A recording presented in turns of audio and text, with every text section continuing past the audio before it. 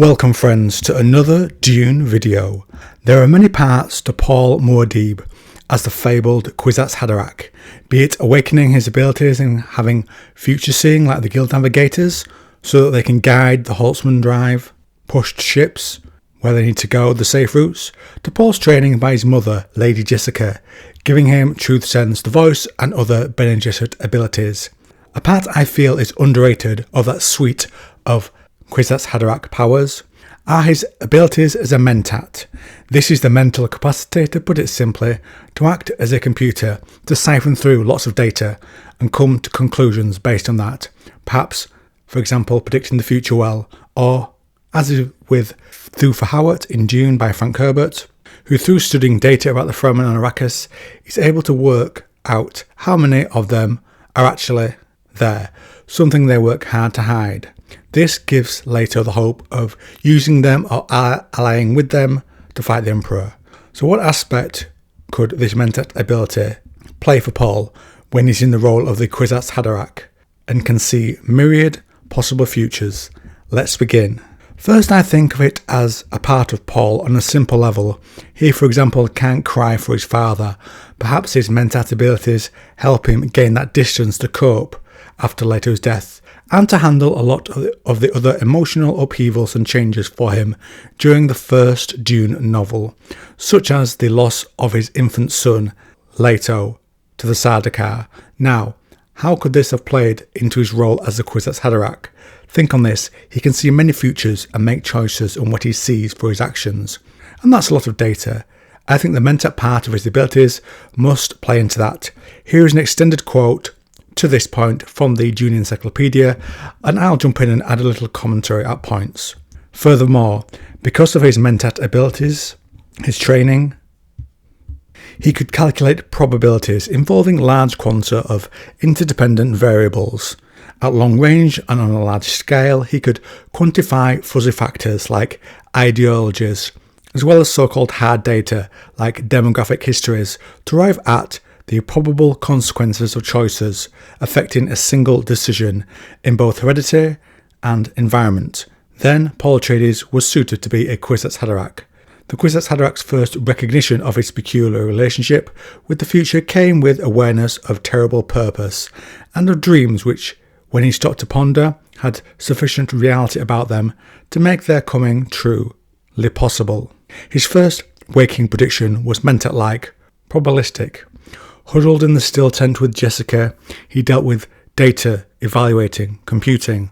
His aduslant picture of time was spatial, a globe with radiating avenues, a road shadowed by hills, a surface resembling a wind-blown, undulating dune. In the terminology of the infinity calculus, he perceived end paths from one point in one dimension. He mentioned terrain and available paths, probability, uncertainty, choice, multiple paths dominated his sense of seeing the manifold futures that branched out before him. At this point, Paul knew only existing facts, past events that would only later become known to others. He was the Baron Vladimir Harkonnen's grandson. Jessica would give birth to a daughter. All that Paul possessed of prescience was a glimpse of the terrain of time, extrapolations from past events, and hints about two possible paths ahead. One of them, the Holy War, the Fremen Jihad. Genes, skill, training, and the ever-present spice converged to give Paul Muad'Dib the dreamlike vision of a rippling relief map, scanned at eye level. From this spatial representation, he moved in prescient technique into the complexities of memory concepts. After guiding the escaped ornithopter through a sandstorm and landing it, he recognised the desert landscape as it had occurred in a vision he had had on Caladan. But the sensed image was subtly different from the visionary image. The original had been absorbed by memory, then altered in memory by experiences that had occurred in the meantime. What he saw in the present lay before him, as if viewed from a different angle. When he and Jessica moved toward the first encounter with Stilgar, Paul did not know what was going to happen. His presence in the now landscape had altered the memory of the once seen terrain of the future. Such alteration of the form of vision by being a participant in present fact is one source of the proto-Kwisatz Kwisatz Haderach's fallibility. There's also another difficulty. Just the attempt to see the future affects the future, and with many options before him, all that data, he may have used his Mentat mind to pick out those he preferred, the paths that had the most likely chance to give him what he wants, based on what he knows, and coming to conclusions of relevant paths to meet them. This problem was especially important when Paul tried to see himself in the future. Not only was that vision dependent on choices he had not yet made, but also his choices depended on what he saw along the different paths towards his future. The feedback cycle with decision was a vortex, a trap. After he swallowed the water of life that Jessica had transformed, he saw that the true test of prescience was to see the past in the future. To stand at time 10 and look ahead to time 50 was one thing. If he could be at time 10, envision time 50, and from time 50, look back at time 40. Then he would be assured that his over-the-shoulder vision within a vision, seeing the past from the future, was accurate. This procedure looked sensible, but the discovery occurred within the framework of a prescient vision. Therefore, it should have been treated skeptically. Yet the implication of determined path, the logical deduction that what he saw to have happened must have happened, and therefore will happen, appears to have underlined Paul's binding choice of an inevitable course when he became the emperor.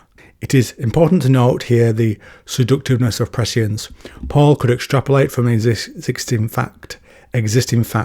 He could look ahead, he could go back to look back. At each stage he sought more accuracy about the future.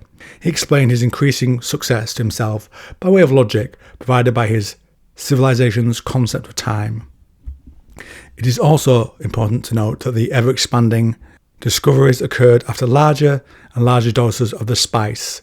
He needed stronger and stronger triggers as he moved deeper and deeper into prophetic techniques. Paul Muad'Dib's prescience was not voluntary. He could not see ahead in time by will alone. The drug was necessary. Whether his addiction was to the drug or to his visions is an unresolvable question. Blanche is addictive in the sense that ceasing to ingest it shortens the life it extends. But Paul's need seems to have been for ever larger doses, which suggests that he had become dependent on knowing as much as he could of what was to come. So that's the part I think his Mentat abilities play within his Kwisatz Haderach mind and his reading of the future. What do you think? Comment down below.